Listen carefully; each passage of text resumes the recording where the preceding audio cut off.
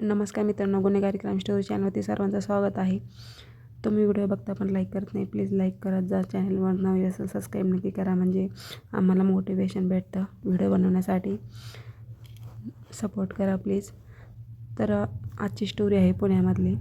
तर 62 वर्षाची महिला असते आणि 75 वर्षाचा प्रकाश. तो 62 वर्ष आहे, तिचं नाव आहे अनिता. 30 वर्ष आहे त्याचं. तो तरुण जो आहे त्याचं नाव आहे सचिन. तर पुण्यातली घटना आहे. त्यांना 2 मुलं असतात.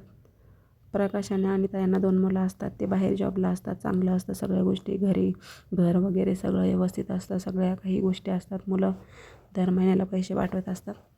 पण 62 वर्षाची जी बाई असते तिला सुचतं, तिला 30 वर्षाचा तरुण आवडायला लागतो. ती त्यांच्या घरापाशी जवळ किराणा दुकान असतं, तिथं रोज जायची, त्याच्याशी गप्पा मारायची. तिला चांगलं वाटायचं.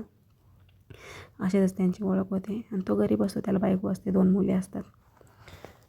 ओळख होते. नंतर मग यांना दोघांमध्ये संबंध होतात. तर मग त्यांना चटक लागून जाते. आणि त्यालासुद्धा पैसे भेटायचे, त्याच्यामुळं तो पण टेन्शन घेत नव्हता तरुण.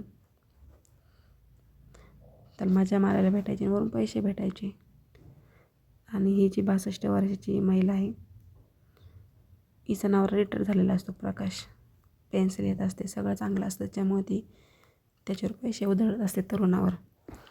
असं बरेच दिवस चालतं. एक दिवस काय होतं, सकाळी 8:30लाच ती घरी बोलवते. नवरा जेव्हा जिमला गेलेला असतो तेव्हा बोलवते आणि त्यांच्याशी संबंध चालू होतात. तेवढ्यात नवरा घरी येतो, बघतो.